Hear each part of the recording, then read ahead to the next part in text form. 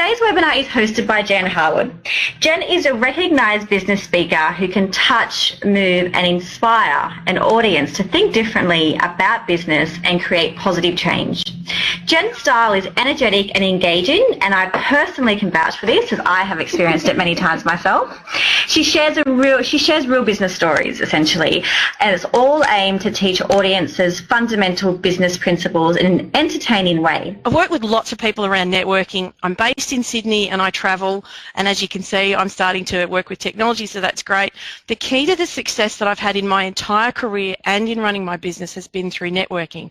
So I haven't advertised, and most people find me to work with them through referral, which is a really great side of networking. I'm an international speaker and an author and a business coach, and I've written a number of books. One of those books is called The Art of Networking, hence Redback asked me to come and speak to you guys, and that's available. We can talk about that later. Let's talk about you and some of the things that you guys were talking about, which are really important from networking. So the agenda that I've put together for you today is looking at some of the networking basics. So for those of you that are great at networking, and some of the people that have said they've done 8 and 15 networking events, this is not new. And I'm not saying that it is, but I want you to listen to this information and ask yourself, how well am I doing this? Or have I stopped doing this because, you know, it's the basics. We're going to talk about networking places and spaces of where you can be networking, conversation strategies, how to start them, and also dealing with personality management as well as group dynamics. And as the feedback that a lot of you gave us, we were talking about getting in and out of groups, so we'll talk about that. And also the big one, remembering names. So again, we'll talk some strategies there, and the questions, ask them as we go. So we've got some polls and there's some questions in there for you guys to answer. So if you've got a burning question and you really need to ask it, just ask it, and Sarah will pick it up and she can interrupt me and we can go from there. Okay, yay. Let's talk about that. Okay, so let's look at the networking basics. So there's a few things that you want to look at networking basics. And the first one is your intentions. What do you want from an event? All of us are scheduled to go to events, and we're either personal events or business events, and you've got to set some intentions. And as you can see from the lady there, her intentions are meet 5 people, get 1 lead, or have some fun. I don't really care what your intentions are, but you need to set them. So we're going to do a webinar poll of what is your usual intention for a networking event. And over to Sarah, there it is. Who doesn't set intentions? Do you want to create leads? Is it fun? And if it's something else, if you want to just say what that might be, that would be helpful as well. So they're all coming in. Okay, that's fantastic. So I really appreciate your honesty. Lots of people don't set intentions. And so, you know, the winner is most people are going to networking events to generate leads, and that's at 42%, but 32% of people don't set intentions. So if you want to start maximising your networking activities, then you've got to start thinking to yourself, what am I going to get out of this? You're going to spend time, you're going to spend money. Somebody made a comment earlier that, you know, networking events cost money. They do. So what do you want to get out of it? Start getting very clear about what that might be. And to be honest, there's nothing wrong with setting an intention of wanting to have some fun. I don't know about you, but, you know, sometimes people get stuck in their office or they're busy after meeting after meeting. Sometimes it's fun to go and hear a motivational speaker or go to a cocktail event and have a very nice view and actually just enjoy yourself because other people are there to do the same thing. Okay, fantastic. So thank you for that. So the next thing is looking at wearing your name badge. Now, some of you are going to roll your eyes going, duh, Jen, that's obvious. Well, no, it's not. A lot of the time, people don't wear their name badge, or as you can see on the image there, some people wear their name badge slung down on their jacket or swinging down low. Your name badge is there to help everybody else interact with you. People are going to do business with people they know, they like, and they trust. And if you don't have a name badge on, they don't know your name. They don't have a sense of connection with you because you're nameless. So your name badge is actually not for you, it's for everybody else. And if you think about that when you go to a shop or when you go to a department store, the people have got their names on, and that's actually for your benefit, so that you know that you're talking to Julie or Steve or Bob. So make sure that you put your name badge on. Again, basic, but quite essential. The other one is managing your own day drama. Now, day drama is an interesting thing because everybody has had a big day. I mean, it's only 11 o'clock in the morning and we've just had a little drama with the webinar. Now, I could go on about the drama of the webinar, but that is pointless. It doesn't create anything. It doesn't move anything forward. You're going to have a day where you go to a networking event and stuff has happened, and you have to be able to let it go and get it out of the way. And again, this is networking basics, but one of the strategies that I use is to, if it's something that you need to talk about, then ring your friend up or ring someone in your family and just say, look, I've got to dump, I've got to get this out because I can't take it into a networking event. And the reason you don't want to take it into a networking event is that that will dominate the conversation. And I know all of you have been in a conversation at a networking event with somebody that hasn't managed their day drama. And they are boring, they are annoying, and they are usually negative. You don't want to be that person because nobody will want to talk to you. And the next time that they see you at a networking event, they will go the other direction. Come on, face it, you've gone the other direction when you've met that person. So I've got a webinar question for you around that. And that is, what's the best drama you've had to deal with, or that you've had to deal with? Someone's world or yours.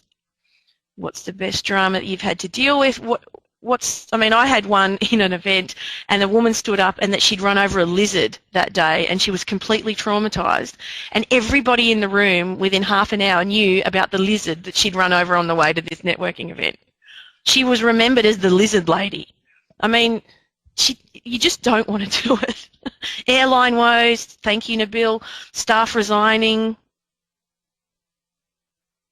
You know, the thing is, if you've got drama that's going on in your life and it's too big and it's too much, then, yeah, okay, there's one from Anne-Marie, patients dying, minister in a panic, thank you, Helen.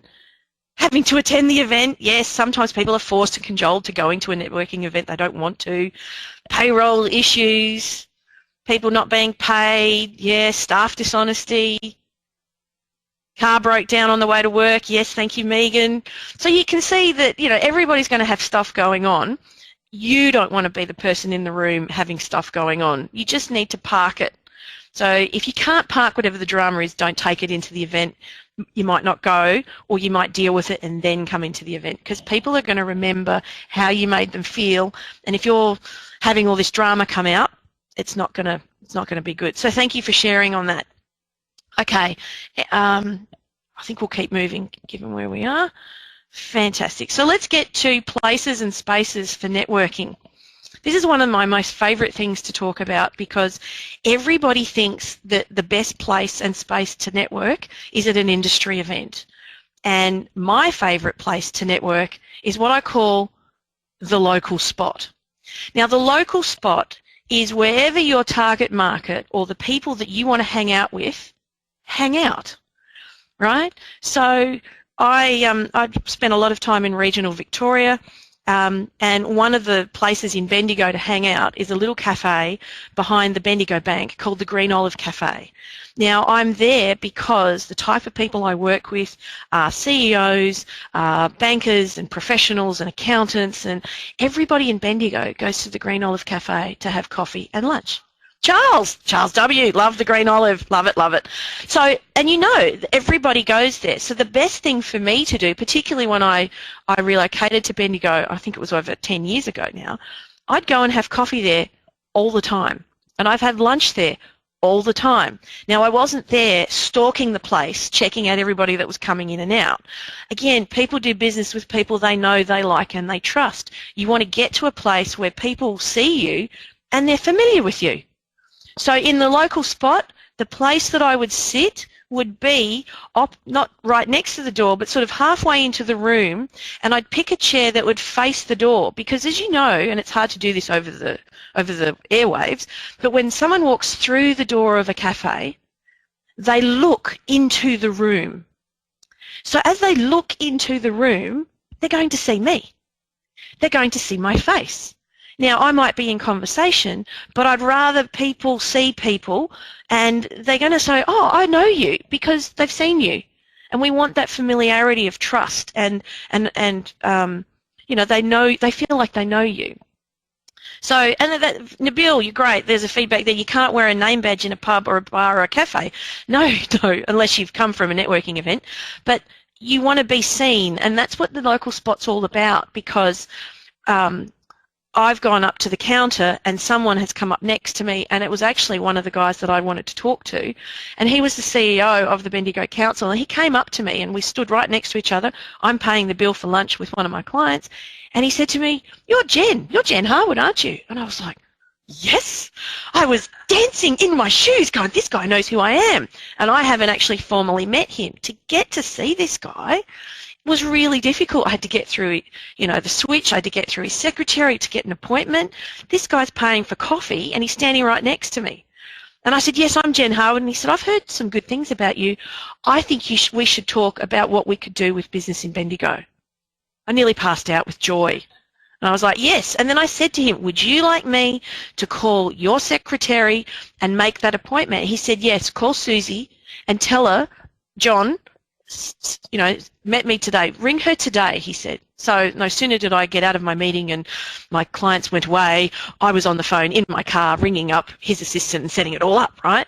So you want to be in the local spot. The other thing too is that the local spot doesn't have to be a cafe or a pub. It might be the gym. It might be, I know is it Albury? Oh, I do a lot of regional work. I think it's Albury or Wagga, can't remember. One of them has a swimming pool, and there's a cafe there, and a lot of people go to the cafe at the swimming pool, particularly in summer, and that's where they all hang out, right? So you want to go wherever your clients are and hang out there and be there, show up and participate. Don't just go once and hope that it's all going to happen. It's about consistently being there, because again, people don't want to deal with someone that's there just as a one-off. They want to do business and talk with people that are part of the group. So the next place or space is what I call family and friends. Now, it's an obvious one, but a lot of the time, from a networking point of view, people have stopped talking to their family about what they do. And there's a number of reasons for that. One, it might be that your family and friends are at the receiving end of all the negative stuff and all the things that you don't want. Oh, are we echoing again? Is the sound not good? No? Okay. And the thing you want to get is that your family and friends are the best people to help you network. What you want to do, thanks Joe, thanks Helen, we're taking the sounds good. Your family and friends want to actually promote you, but most of us haven't taken the time out to really tell them what we do. Now, you don't want to tell them I'm the manager of blah, blah, blah, or I'm the da-da-da-da-da. They won't understand that. You want to share stories and the benefits of what you've done. So, for example, let me have a look at who's on the list, because there's all sorts of people here from associations. You might be talking about the Podiatry Association. I'm just picking a name. I won't say who's from the Podiatry Association, but the Podiatry Association, what's the benefit of that, right? Well, we're helping, you know, there's a lot of people that we're helping being able to walk, being more comfortable in their shoes, you know, talking about stories that's actually making a benefit. You know, you've got Cystic Fibrosis, you've got Diabetes New South Wales, we've got Reflexology Association. I've just generally picked health associations. There's the University of Sydney. You know, what is it that you guys do? And talk about that and come home from work and say, guess what happened today? You know, I made a difference to somebody, or we've just won this contract and it's going to enable this to happen. When you start sharing the benefits, your family pick up on that. Your family pick up on how excited you are, so do your friends, and then they start talking about it. Right? So you want to start sharing the benefits of what you're doing at work rather than just the details or the problems. And I could talk a lot about that, but I won't. I do a lot of that in a seminar actually and get people up and talk about that, but we won't do that here. Okay, the next one is actually industry events. So a lot of you, 42% of people go to networking events to generate leads. So you want to look at who your target market is, and again, that's something, you know, I can help you sort out in your business, is who your target market is, and then go show up at their events. And again, don't just show up at their event alone once. If, the event happens every week or every month or every quarter, you've got to be there. And the more prominent you can be and participating and helping people, the more people are actually going to connect with you. So you've got to show up but keep going. And the next one is sporting activities or hobbies. So one of my clients a long time ago, one of my first clients, wanted to generate more leads in his business. And we'll just call him Dave for the sake of the conversation. Oh, yes, Inara, the local spot can be an online space as well and a discussion group, absolutely. So the thing is, you've got to keep being there, you've got to keep providing comment. Don't just come in one-off to sort of swoop interest. You want to participate and be part of the group. The more you're part of the group, the more people are going to engage and interact with you. So with my client Dave, you can see there's golf there. He had a packaging business and he was losing clients. And we sat down and we identified who his target market was. And his target market, because he did packaging for promotional products and new campaigns, his target market were product managers and marketing managers that wanted to do a product launch. So they would come to him at the last minute with a product and they'd want it wrapped or they'd want it packaged and they wanted it looking pretty and they needed 300 of them or 1,000 of them because they're running this event and they thought about this at the last minute and they need it in a week. That typically happened. And a lot of the time, the average spend on this, because it was promotion, was, anywhere between 30, 50, 100 grand. That was great. But the problem was that he needed to get a network and build his business fast because he'd lost some major contracts. So we sat down one day and worked out his target market. And then I said to him, let's look at these advertising executives. They're all aged between 30 and 45. A lot of them are single. And I said, what do they do? And he's like, well, they're all talking about how they went out drinking on the weekend and da-da-da. And I said, well, you could network at the pubs and the clubs, but I don't think your wife would be very happy about that. And he sort of looked at me going, I don't know, that might be fun. And I said, no, you don't want to do that. Where else are they networking? He said, well, they play and party hard on the Friday and the Saturday night, but during the week they play golf. I said, do you play golf? And he said, yes, I do. I said, great. Your homework for the next 6 weeks is to go play golf at least twice a week. I'd love you to do it every day. He negotiated backwards and forwards with me. He ended up playing golf 3 days a week. He'd go in the morning, so he'd come in, he'd set it up, he got his staff to work on the business areas that he needed to, and he went and played golf. Now, in 6 weeks, he got a tan. He was much more calm, but here's the kicker, guys. He wrote $1.6 million worth of sales, because we put business cards in his golf bag, we put product samples in his golf bag, and we put him in the place where his target market was. And he didn't have to go out and blatantly talk about what he did because he loved golf, he was in the right spot, and he was where his target market was. So again, local spot, putting yourself where your target market is. Online, as Inara was talking about, putting yourself where your target market is. If you can go and be your natural, beautiful, fabulous self and talk about what you do and do it consistently, you're going to generate leads and get the results you want. Okay, so let's do a webinar poll. There it is. Which would be the best place for you to start networking? Would it be the local spot, family and friends, industry, or would it be good for you to pick up a sport or a hobby and start playing there? What member of your family, if you actually started sharing the benefits and the stories about what you do, would actually start becoming an advocate for it? And sometimes that's sort of, getting over yourself and thinking about that member of your family because, you've actually got to sit down and explain to them. But I did that with my 86-year-old grandmother, Polly, and honestly, she goes out there and she gets leads for me all the time. You should meet my granddaughter. She still does. She wants my business card with my photo on the back just to brag about how good the photo is, but it generates business. Okay, let's have a look at the poll. Straw poll, industry, 28-29%, and that's all right. You've just deleted it off, but I think there are, so it was industry, followed there was some family, friends, and some local spots. So this was just an exercise to get you thinking about what's possible with that. So thank you for that participation. Now, let's look at a good one. Let's look at conversation strategies.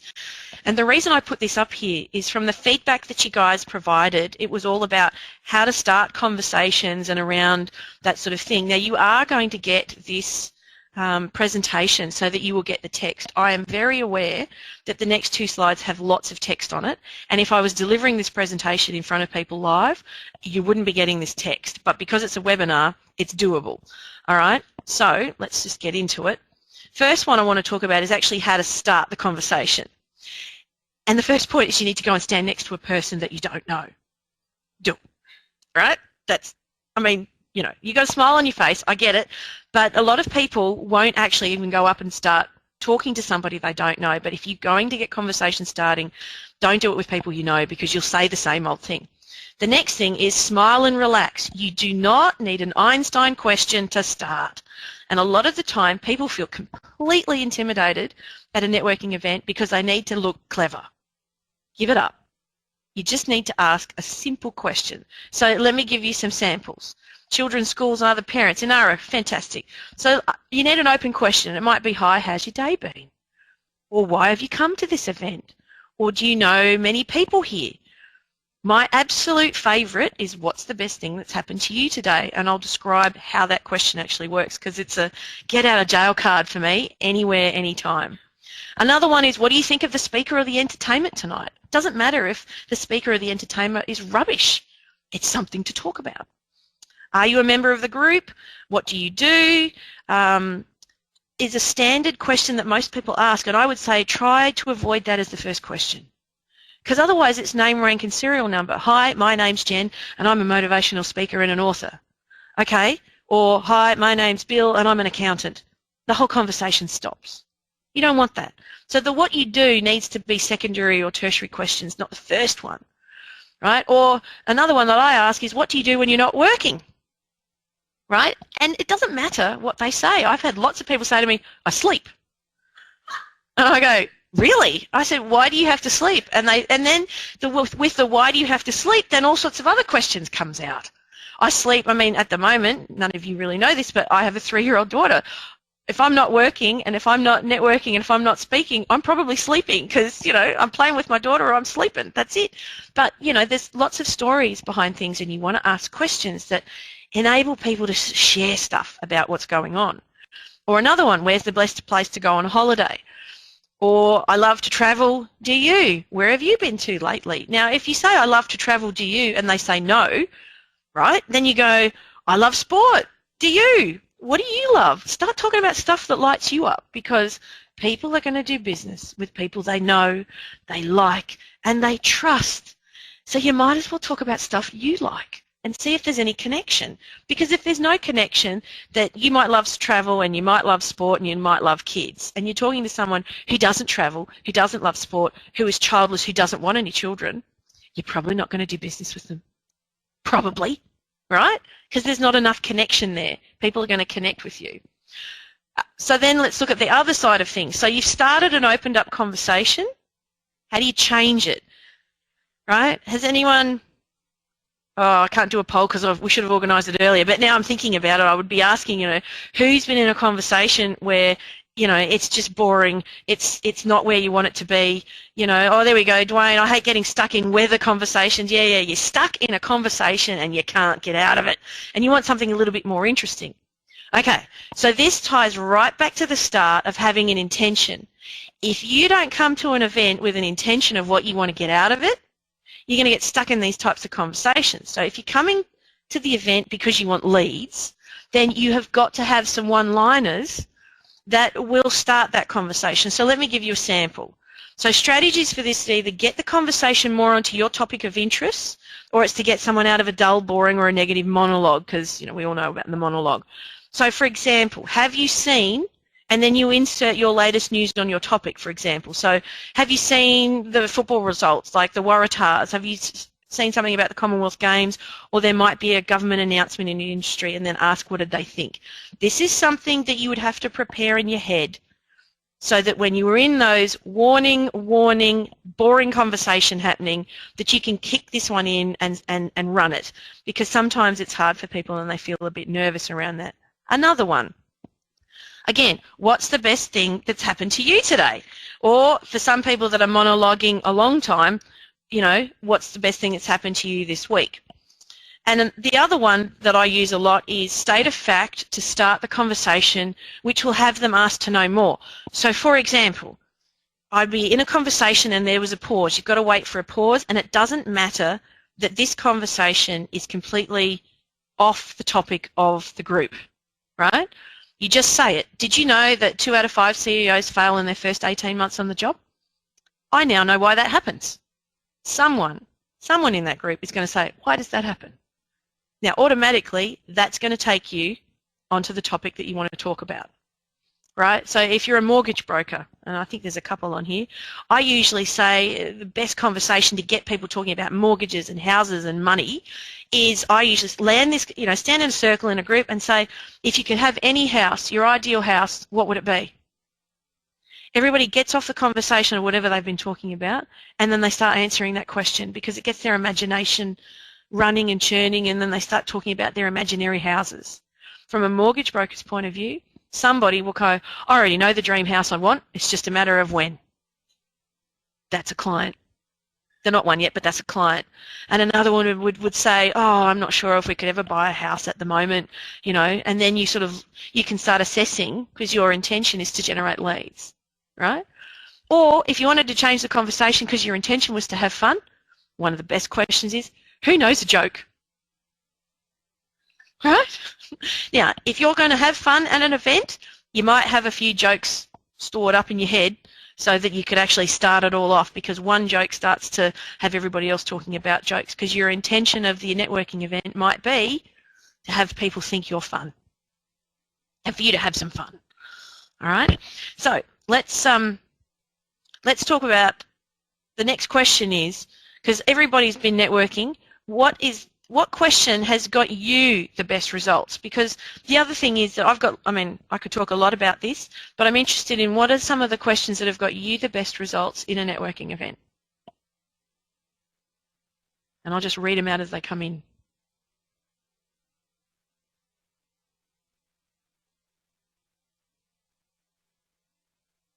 The worst question.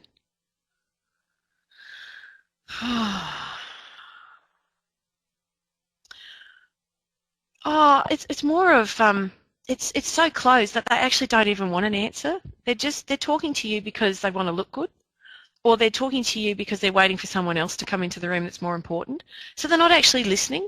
I hate that. And when they do that, I usually just walk away, and they don't even notice that I've walked away because they're not present. Or sometimes, if they should know better, and you know, I am a speaker and you know that sort of thing, I will look at them and say, are you interested in talking to me? And they sort of look and they go, yes. And I say, well, are we going to have a conversation, or are you distracted doing something else? And that usually sort of gets them back into the conversation, or then they politely excuse themselves. But that's not necessarily, in my sense, being aggressive. It's just more of, I'm here listening to you, and if you're not going to respect that, then let's just keep going. Nothing personal, because I've come with my intentions, and my intentions need to be met tonight. So, yeah, ask them straight, Colleen. Thanks, Wendy. Yeah, it is rude when people don't do business with you or they don't look at you. Great. So you want to start with a question, and I would suggest what's your intention for the event, and also what is the topic that you want people to talk about. Right? What's a good book that you've read lately? Now, if you're into, you know, anything to do with publishing, that'd be a great question. So, you know, or, I mean, let's go back to podiatry. I'm not even sure if the podiatry lady's on because I can't see the list, but, you know, it might be, what's the funniest foot thing you've ever experienced? Now, that could go anywhere. You know, reflexology. What do you do to relax? You know? We're talking about reflexology, we're talking about, you know, those sorts of things. So get them on your topic. All right, next one. Let's look at personality management. And this is important because a lot of you actually talked about difficult people and also the shy people. So I put a whole series of images there. The first, you know, group of girls is the clique. We all know about the clique. I mean, networking is very much like school ground school ground politics when we're at primary school. There's all the groups. So you've got the clique of girls or guys that don't let anybody in.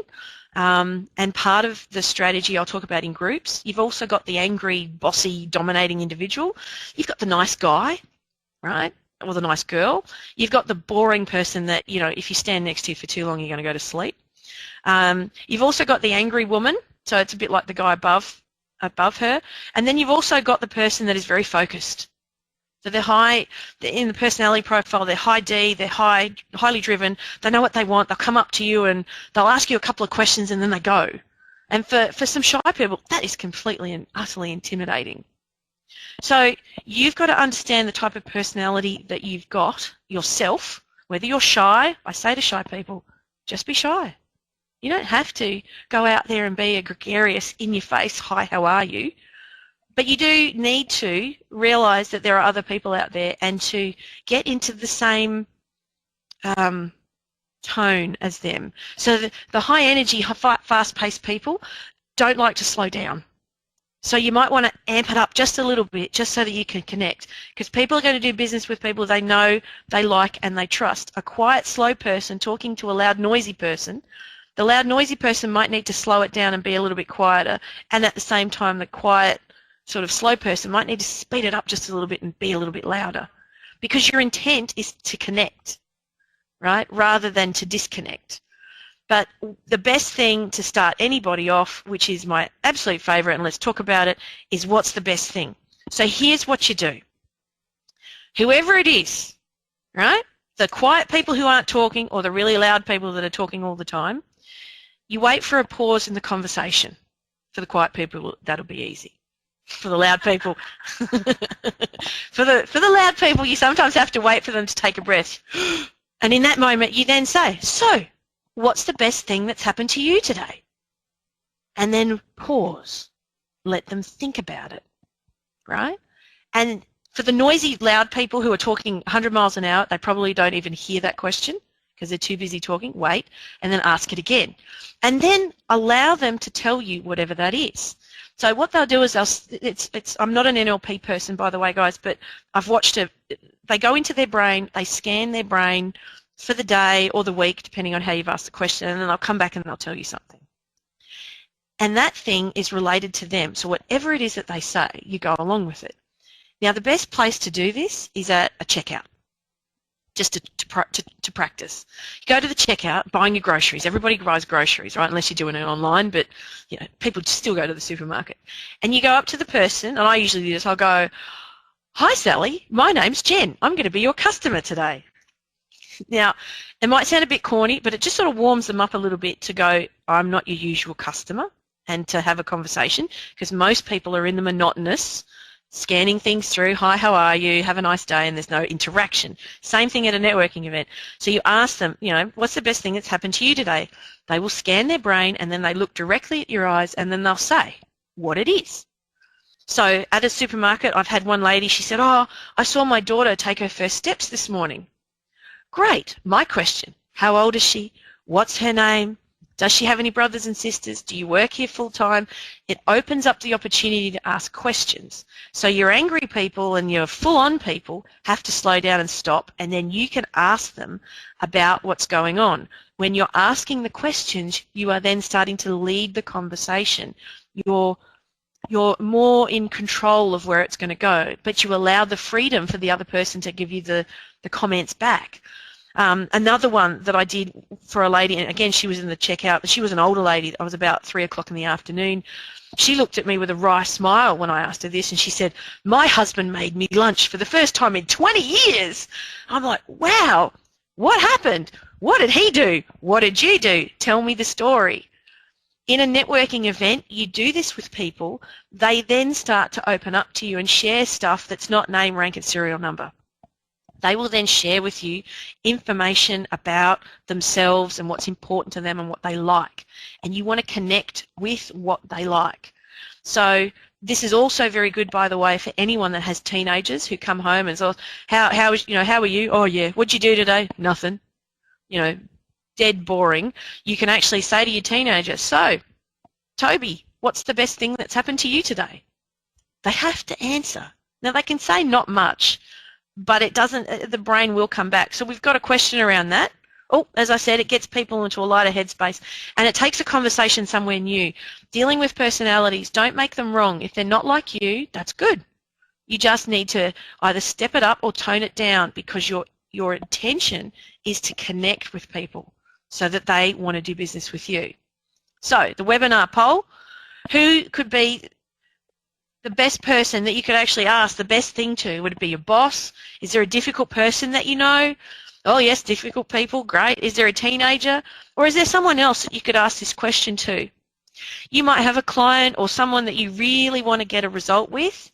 Asking that person what's the best thing that's happened to you this week takes it off the work. It takes it off getting something from someone, and it gets you interested in them. It gets them thinking about and creating a relationship with you that's not about the task, and it's not about getting somewhere.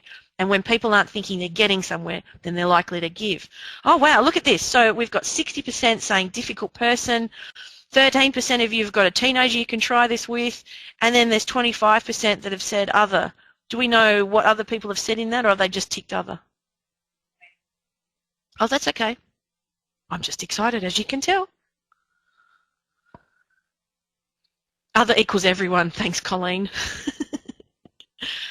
Okay. Now, I'm conscious of the time, so let's keep moving, because we want to talk about groups. So let's look at group dynamics. So the first thing, and this is what a lot of you were talking about early up when the sound was a bit crazy, so let's talk about it. Moving into groups. As you can see my guy there, I really like him sort of doing the high dive into the group. Getting into the group is really easy, and if I was doing this at a seminar, I would actually get some people out of the audience so that we could physically do this. So I was sort of thinking about how on earth am I going to describe this, but I will give it a very good go. The first thing you want to do is that in circles, when people stand around in circles, there's gaps. Okay, so if there's a group of 5 people, there is going to be a bit of a space between those 5 people, and some people are going to be standing closer, but there will be a bit of a gap, and it might not be a whole body gap. It might be, I don't know, if you put your 2 hands in front of you and sort of put them apart, it might, you know, be half a body width. What you want to do is you want to stand in that gap, so go up to that group and stand in that gap. You won't be able to get right in because you'd be knocking shoulders with the people in the group. You just stand back, and then the normal sway and body rock of a group, the 2 people on your right and left will actually take a step back and make that circle a bit bigger. All right? And then a lot of the time people go, oh, if I go to a group I have to say something. No. Just stand there. Listen to the conversation. Someone's going to be sort of not controlling the conversation, but saying something, and others are going to be listening. So just listen. And at some point, say something relevant. Now, I've actually gone into a circle, stood there, listened to the conversation for about 5 minutes, and stepped out. I didn't say anything. And it wasn't that there was no opportunity to do that. I was listening to the conversation, and I'm like, I don't need to be in this conversation. These guys are right into it. I don't need to be part of that. Colleen, you've said creepy. No, it's not, because the group is actually engaged in that conversation, and all you're doing is joining. Most of the time, because it's a networking event, and a lot of you guys are networking at industry events, people will want to involve you. The hardest part is walking up and doing it in the first place. It might be creepy on the inside because you feel like you're intruding. That is all of us being trained to be good boys and good girls, to not interrupt, and to, you know, stand back and don't speak when others are speaking, and all of those things that we're trained as little kids. So you won't notice it. Oh, thanks, Jackie. I would think that it was weird if someone did that to me. When you're in these groups, it's actually not that weird. The hard part is the courage of the person coming up and standing there. So the next part of this is then getting out of a group. You're stuck. You're trapped. Oh my God, I'm in this group. How do I get out of it? And the first thing I say is leaving actually can be really simple.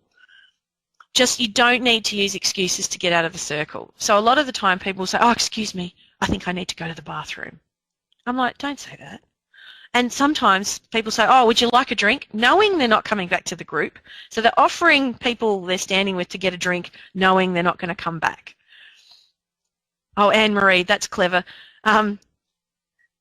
So she's made a comment of going into the group, so you go and stand there and stand in the circle, and then Anne-Marie has said, then ask what the weirdest thing that what happened to them today, and see if you can get that vibe. Oh, I think that's pretty funny. So it's in just being yourself. But getting out of a group, don't use excuses. The easiest thing you need to do is step out of the circle. Now, again, imagine standing in the circle and just taking a small step back. You've actually disengaged from the circle, right? Now, in a large networking event, there's lots of little circles of people talking everywhere. A lot of the time, as I've said there, all you have to do is turn around, right? And if you turn around, you're in another group.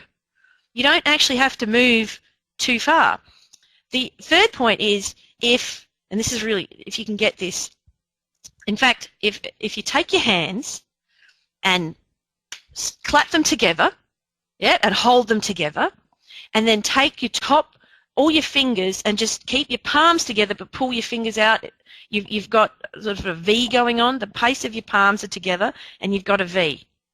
If you put that up, that is the angle that you can look at when you're talking. You can actually only see in your eyesight two people at once, right? So with that V, if you put it right up, I mean, you probably all look really silly doing this, but I can't see you and you can't see me. Can you turn me on? Oh, forgive me, everybody. Can we put the video on? Oh, I have to say yes to that. Okay. Hi. So, like this. This far, right? You can't see anyone over here and you can't see anyone over here. It's just here. So when you're in conversation, two people, you can only have two people in your eyesight. Everybody else in the circle, you can't see. So when you are in a group, if you're not in the receiving end, I can't do it, receiving end of somebody asking you a question and you're not in eyesight, you can take a step out of the circle and you can step out, right? It takes a bit of practice, and if I was physically in front of you, I'd show you, but think about it next time you're in a group, you can only see two at a time. Okay, let's get the camera off me. There might be echoes happening. Okay, good. Okay, so seated with a group, is it rude not to thank them for their conversation before leaving the table? It depends what the conversation is. And if you got something out of it and it was valuable, nothing wrong with that at all. So it just depends on the context. But a lot of the time when you're standing up and moving around, everybody's moving around. Don't feel like you have to be, stationary. You're allowed to move.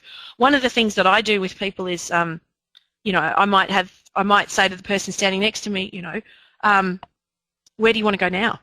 Where are we going next? Because people do sort of hang on and want to hang on and be with you. Keep the whole thing moving. And sometimes if a conversation's going really well and you've got someone that's really interested, you want to bam-fam them. Book a meeting from a meeting. So I usually say to people, this conversation's great. I think we can do some beautiful things together. Get your diary out. Let's make a time, because I need to keep moving and so do you. And they will agree with you. Gemma, what if you're stuck in a one-on-one conversation? Very good. We do get stuck on one-on-one conversations. Again, if it's something you can book a meeting from because it's a good conversation, great. If it's not a good conversation, what I would be doing is saying to the person, because you know their name, and if you didn't, you could read their name badge. You could say to them, and this is not picking on Bills in the world, but you could say to Bill, do you know anybody else in the room here? And they'll probably say no. And you can say, great, which group are we going to join? And go take them with you. When you go to the group, they'll be standing next to you. They will turn to the person on their left. You will turn to the person on your right, and you're now engaged in a new circle. You're engaged in a new group, so you can sort of move that around. I hope that answers your question. Now let's get to remembering names.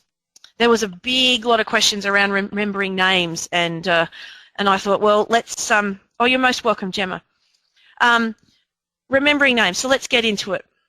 Who's forgotten an important person's name at a critical moment? Who forgets names all the time? You've got three choices. Yes, heaps. Once only. Oh, me, Joe.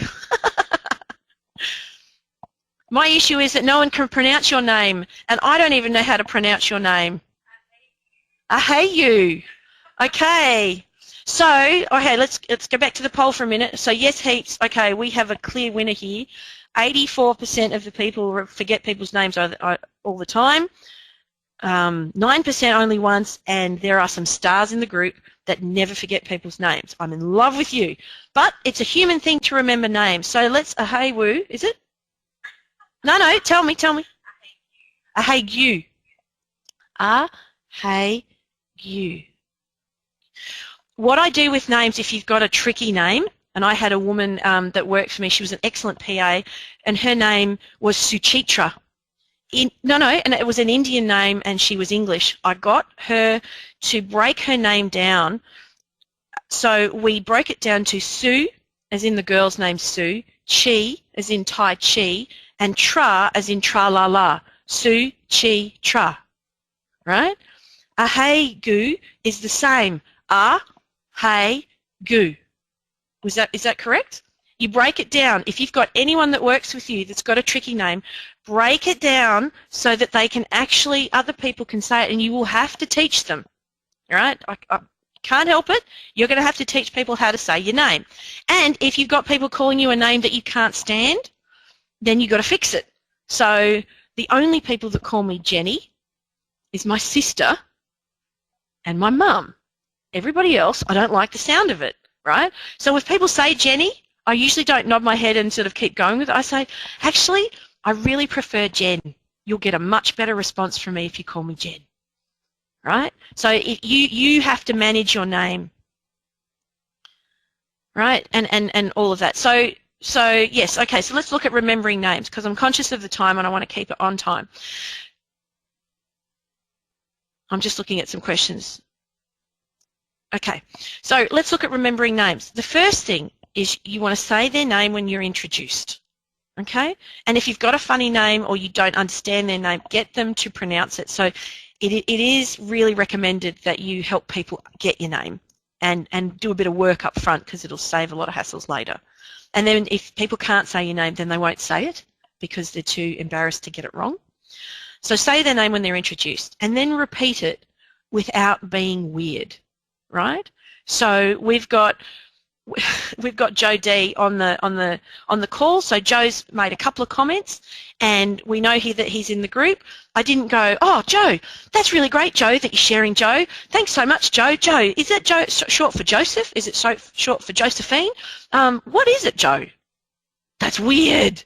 You don't want to do that at a networking event either. And I bet you Joe's now going to put some comments on there, and we'll find out. All right, but you just want to repeat it so that you can start getting it into your head. And then the next thing, this is what I've just done, is you want to say their name in conversation. So we've had Colleen talking before, and Colleen made some great comments as well. We're saying their name to help remember it, and that's why you want to wear the name badge to help people remember your name. Okay, then there might be something interesting in person about this person. I'll never forget a guy down in Deniliquin in New South Wales, and he had a Mickey Mouse tie, right? And he was just Mr. Disneyland. So it was easy for me to remember his name because his name was Mike and he had a Mickey Mouse tie. So it was Mike, Mickey Mouse tie, and so it's on my card so that I can, yes, Colleen, your name is easy, but there are other names that aren't. So you want to write it on the card so that when I'm flicking through the cards and I'm doing my follow-up, I'm like, Mickey Mouse tie, oh yeah, that guy's name was Mike, right? Self-talk. So here's the thing, there's 82% of us that don't remember people's names. You want to stop saying, I'm bad at remembering names. You want to start saying to yourself, I remember names the first time I hear them. Now, there's a part of your head that's going to go, no, you're not. No, you're not. You're a loser. You forget people's names. But if you keep saying it, you will find that you're actually getting better at it. And it's in the car driving there, I'm going to remember people's names today. I'm great at remembering names. And then the last one is sometimes you won't remember the person's name. And what I usually do is they either recognise me or we've met before, and I'll say, we've met before, haven't we? And they'll go, yep. And I say, I've forgotten your name, and they'll go, yep. And I say, okay, forgive me? And they'll say yes, because there's 3 yeses in a row. And then they tell me, and then I do exactly what's on this list. I'll then go, oh, Susie, thanks very much, Didn't mean to forget your name, Susie. Now, that's not saying it too much to be weird. And then a little bit later, I'd introduce Colleen and Joe to Susie so that I could start doing all of that. If you've got a PA that's next to you, they can start to feed your names as well. And the other one, I must give this to you, is sometimes I have forgotten names and there's my husband or my friend or my colleague next to me. I might just say, why don't you two introduce yourselves to each other? And in business, that is a ripper, because you can then sit there and go, okay, so hi, my name's Steve. Okay, that's Steve. And hi, my name's George. Okay, Steve and George. Fantastic. Put it in there, because I can't remember anybody's name. So there's a nice little strategy there for you as well. So actions from today, because we're just before midday, so we're almost done the hour. I can't believe I've talked for the whole time. Yay. What are you going to take from today, and what have you learned? And also, what's missing still? Because networking is a big topic. Oh, I'm back on the screen. That's okay. Networking is a big topic. And we have some resources available to you today. So can I go to the next slide? Yep. I do have an Art of Networking book. Of course, I need to say that to you guys. It's available on my website at jenharwood.com. I do one-on-one work with people who want to get their networking sorted so that they can actually then identify their target market and increase their sales. So I work with sales professionals to do that, as well as business owners. And I also run an Art of Networking seminar that goes for 60 minutes to 90 minutes, where we get the room pumped and everybody gets excited. And it's not a card shark networking of handing cards out left, right and centre. It's about building the skills and the confidence of people to network, people who are experienced and newbies. And that's about all I've got. I just love that you guys all interacted.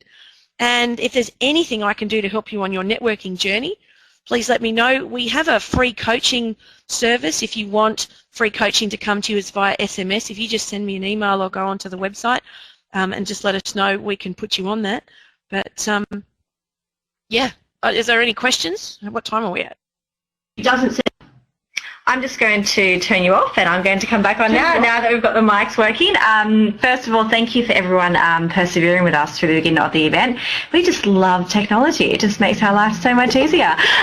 Also, a big thanks to Michael Harris. I'll give him a shout out for fixing this at the beginning. And of course, the wonderful Jen. I think you're amazing. I think you've created so much engagement today. So I'm very, very happy that everyone took part in the session and enjoyed it. Please complete the feedback on the right-hand side. It was Jen's first webinar, so we can tell her how amazing or not so amazing she was, whatever. And we look forward to seeing you at future events. Also, feel free to put your details in if you do want to keep in touch with Jen. Jen actually runs some networking events with Art, which I'm yet to attend, especially the female women empowerment, I like to call them. No. So there's some groups that she holds on the Lower North Shore as well. So if you want to hear more about those, let us know. Otherwise, enjoy the rest of your day and we'll see you at future events. Thanks, guys.